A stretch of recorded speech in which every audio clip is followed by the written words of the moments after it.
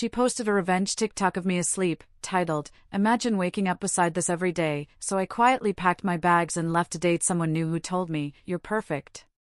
Now her followers are dragging her.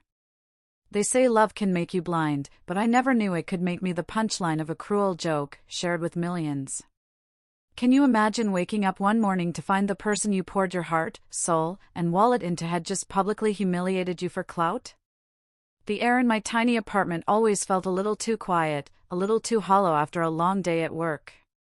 But that morning, it was thick with a buzzing dread, the kind that makes your stomach clench before you even know why.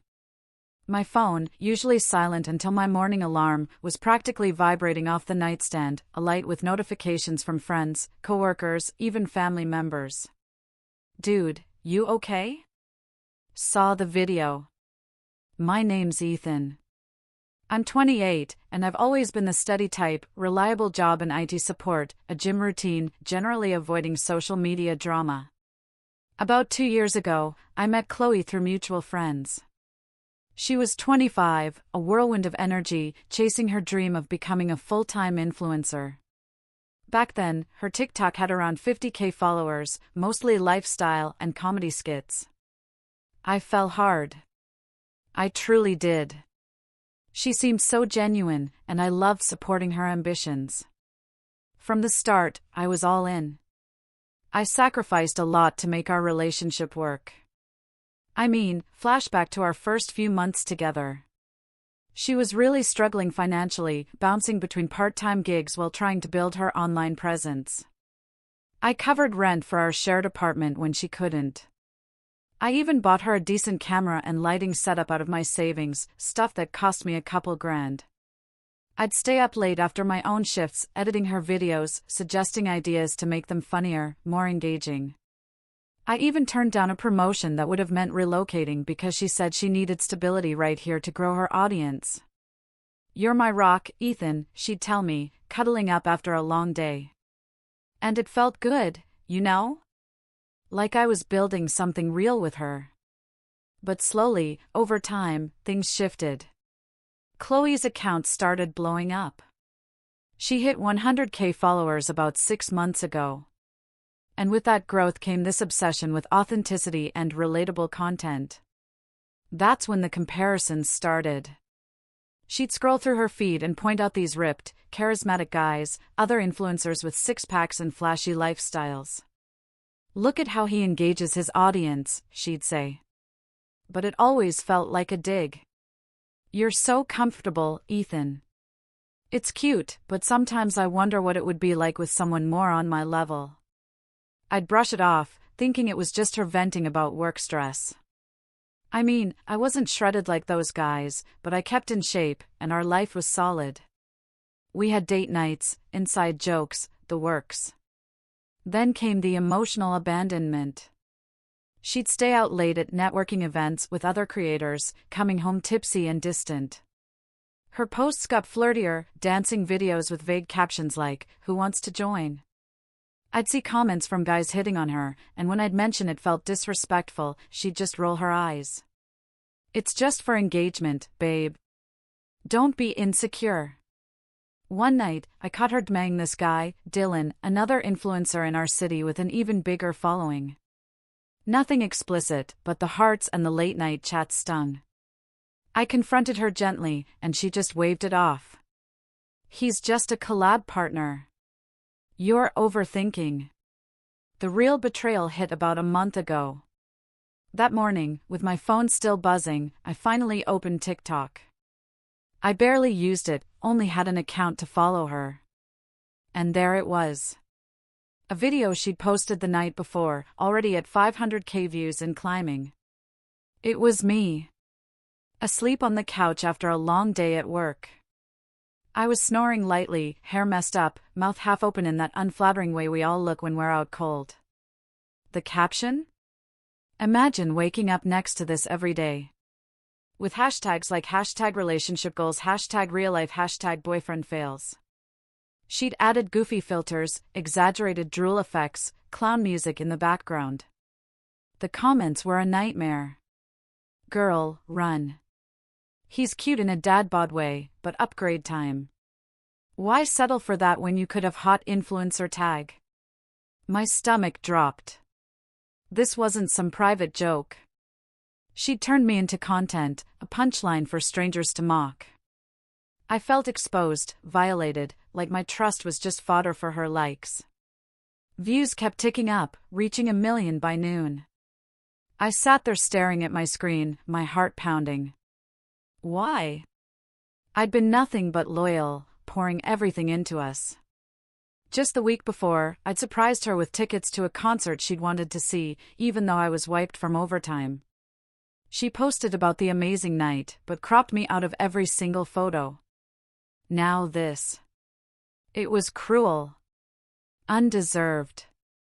I paced the apartment, replaying our good times, the road trips, the lazy Sundays, but the humiliation burned through it all.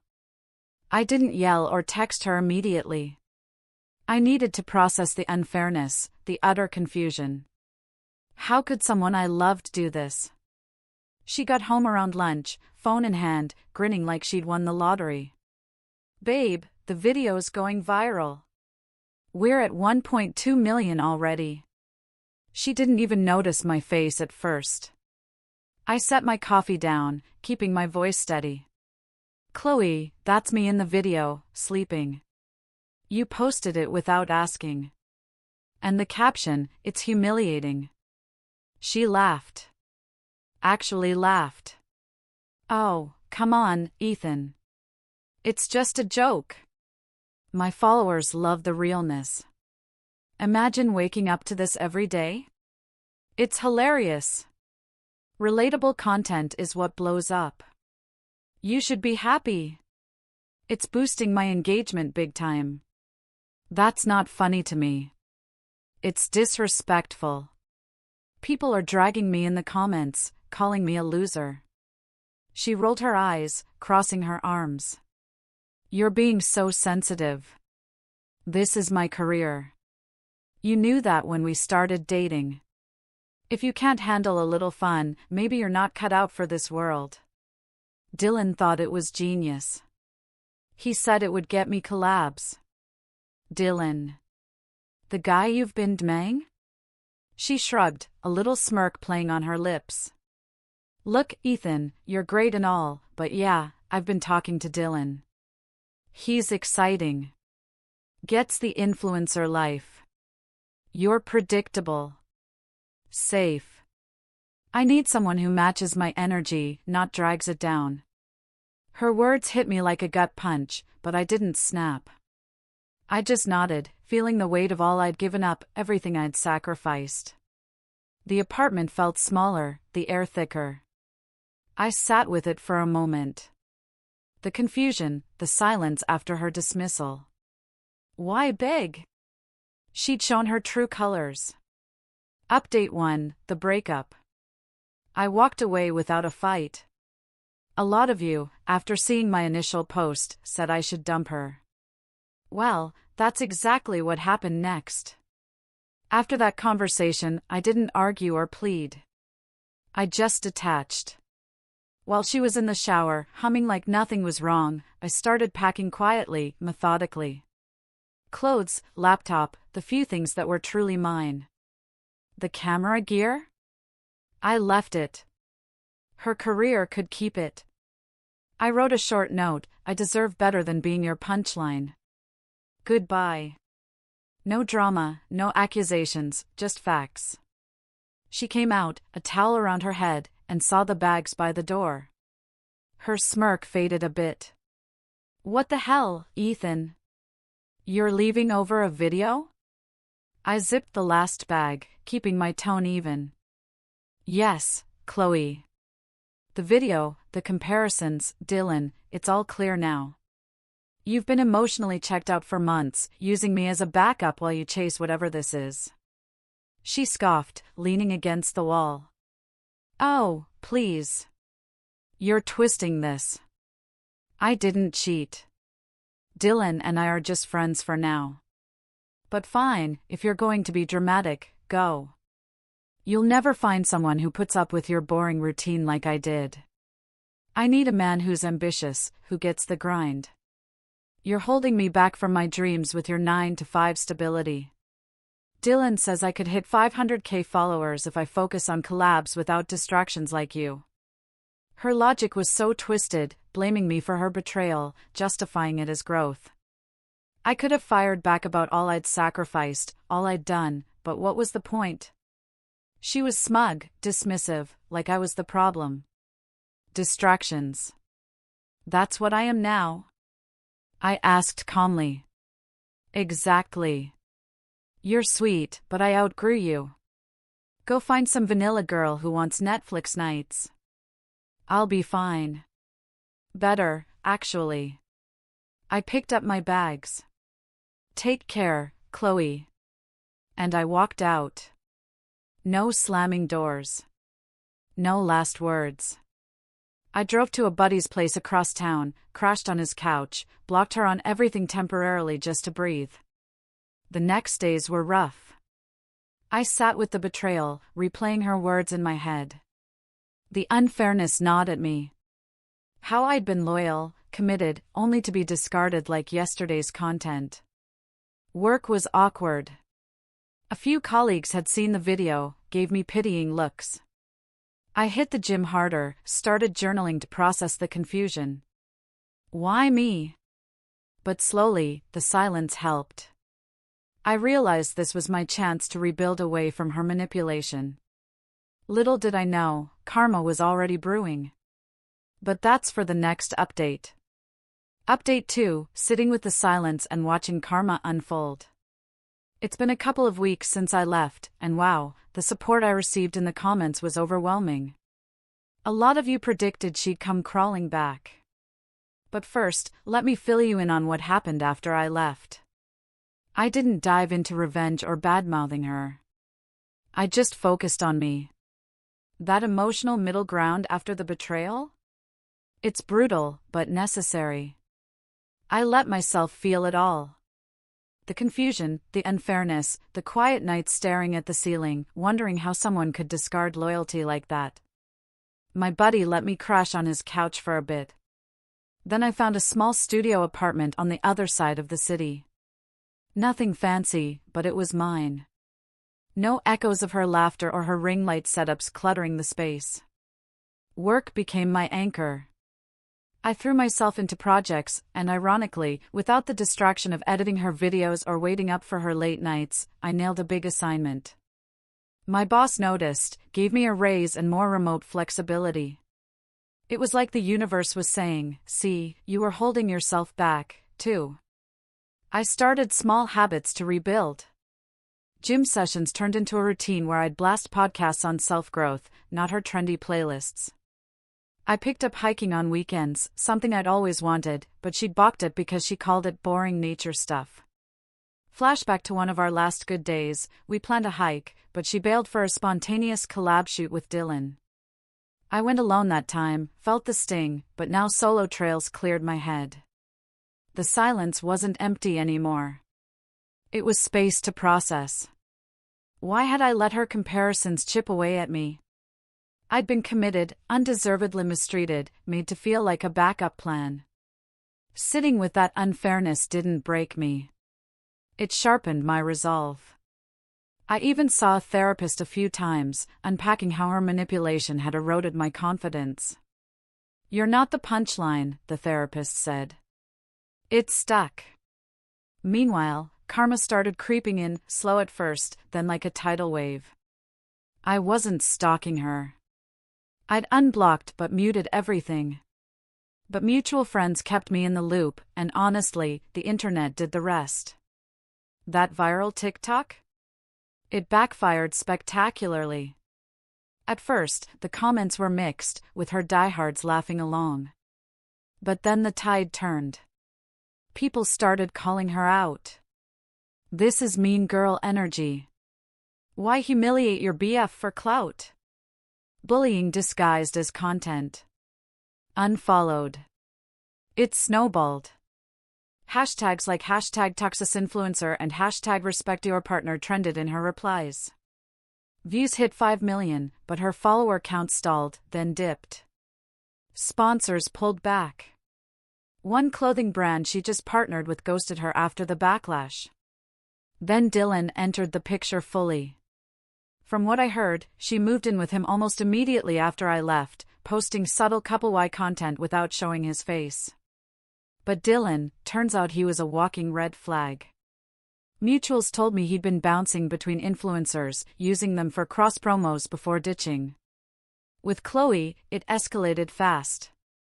He got controlling, demanded she feature him more, criticized her ideas. One night, things got ugly. He yelled at her during a live stream glitch, and viewers caught audio snippets. "You're nothing without me," he snapped before she cut the feed. The clips circulated, and boom, more drags. Dylan bailed a week later, posting a story about focusing on solo growth while tagging a new girl. Chloe was left scrambling, her account hemorrhaging followers, down to 80K. Bills piled up without my rent contributions or the sponsor cash. She had to sell some of her gear. Friends said she looked rough, isolated, posting desperate Q&A videos that flopped. I didn't gloat. I just observed from afar, letting the justice feel earned. It was ironic. She'd mocked me as predictable, but her exciting choice unraveled her world. Months passed like this, me thriving in quiet dignity, her spiraling. I even started dating casually. Met Emily at a work conference. She's in marketing, down to earth, thinks my IT jokes are hilarious. No filters, no comparisons, just real connection. We'd grab coffee, talk for hours. "You're steady in the best way," she said once. It healed parts of me Chloe had broken. But the story doesn't end there. Chloe's attempts to reel me back in? That's when things got desperate. Update 3, the desperate reaches, texts, calls, and toxic entourage. If the betrayal was infuriating, this phase was a masterclass in hypocrisy. About 2 months after I left, the first message pinged through. I'd unblocked her by then, figuring silence was my boundary. It started mild but escalated quick. Her friends and family, total enablers, piling on like I owed her redemption. I stayed composed. No emotional hooks. Here's how it unfolded. First attempt, a text at midnight. "Hey, Ethan. Miss you. That video was dumb. I deleted it. Can we talk?" I read it. Felt nothing but detachment. No reply. A day later, voicemail. "Babe, things with Dylan fell apart. He was awful. Not like you. I see now how good we had it. Call me." Still crickets from me. She amped it up. Multiple texts. "Please, I'm sorry. I was chasing the wrong things. You were always there for me." Then the shift to desperation. "Ethan, I need help. Rent's due, and sponsors bailed after the backlash. You know how hard this is." I ignored it all, focusing on my life. Emily and I were official by then. We'd gone on a hike, and she snapped a pic of us. No mocking captions, just "best day with the best guy." It felt worlds away from Chloe's world. A week later, she showed up at my new apartment. Must have gotten the ad. Res from a mutual. I opened the door, saw her standing there, makeup smudged, looking smaller than I remembered. "Ethan, thank God. Can I come in?" I stayed in the doorway, calm. "What do you want, Chloe?" She fidgeted, eyes darting. I messed up big time. Dylan, he was abusive, controlling everything. He took some of my savings for joint content and ghosted. I'm broke, alone. My followers hate me now. Comments are brutal. But you were safe, reliable. I realize I threw it away. Let's try again. I'll change. No more videos about us. Her voice cracked, but I saw the hypocrisy, framing me as safe like it was a consolation prize after mocking it before. That's on you, I said evenly. You chose Dylan. The excitement. Remember calling me a distraction? She stepped closer, desperate. I was wrong. Influencer life is fake. Dylan exposed that. Please, Ethan, I need you. The anger bubbled up then, her true colors flashing. How dare you ignore me like this? After everything I did for us, you're acting like a child. I shook my head. You did for us? You humiliated me for likes. Goodbye, Chloe. I closed the door, locked it. She banged once, yelling, "You'll regret this." Then silence. But she wasn't done. Next came the toxic brigade, her mom and sister, who'd always treated me like an accessory. Group text first from her sister, "Ethan, you're being cruel. Chloe's suffering because of that stupid video. Man up and talk to her." Then a call from her mom, "Listen here, young man. Family sticks together. She's learned her lesson. Dylan was a mistake. You overreacted to a joke. Come fix this. She's crying every night." I answered that one firmly. Mrs. redacted last name, with all due respect, Chloe chose her path. She dismissed me. Mocked me publicly. I'm not responsible for her consequences. Her sister jumped in on the call. Oh, get over yourself. You're punishing her for growing her brand. Pathetic. She deserves better anyway. Funny, I replied coolly. That's what she said about me. Click. Blocked them all. The attempts peaked there. Desperate pleas turning to rage, exposing her raw entitlement. The power had flipped. She was unraveling while I built forward. Update 4, final closure at the party with my upgrade. This happened last weekend, tying it all up. A mutual friend's birthday party. Neutral ground. I figured I'd go since most had sided with me after the full story spread. Emily came too. We'd been solid for months, her support making the past feel distant. Chloe showed up uninvited, from what I heard, probably hoping to corner me. She looked rough. Hair unkempt, outfit mismatched, like the influencer polish had completely cracked. Her account was down to 60K, posts sporadic and ignored. Dylan's betrayal had gone public via a diss track from another creator, sealing her isolation. She spotted me across the room, beelined over while Emily was grabbing drinks. "Ethan, we need to talk privately." I stayed seated, composed. "No, Chloe, say it here or not at all." She glanced around, voice low but urgent. "Please, I see now. You were the best thing I had. Dylan destroyed me. I'm in therapy trying to rebuild. Let's start over. I promise. No more online BS. I miss us." Emily returned then, sliding next to me with a smile, handing me my drink. Chloe's eyes widened. The contrast hit her. Me thriving, with someone new who genuinely valued me. I turned to Chloe, firm and definitive. "Chloe, that chapter's closed. I've built a life where you're just a memory, a lesson in what I won't tolerate." Emily here? She thinks I'm perfect as I am. No captions needed. Remember, imagine waking up to this? Well, I wake up happy now. Without the drama.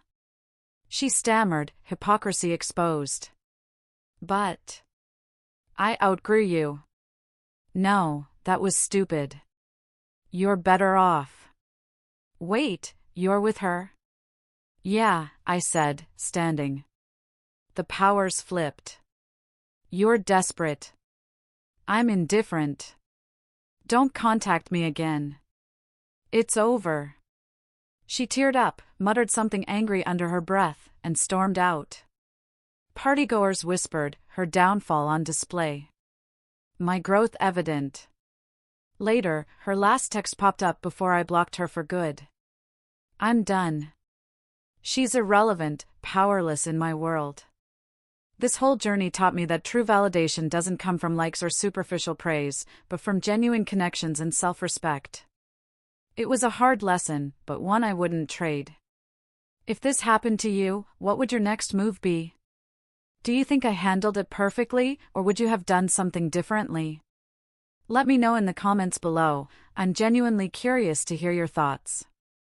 And if you enjoyed this story, please give it a like and subscribe for more real-life experiences. Thanks for watching.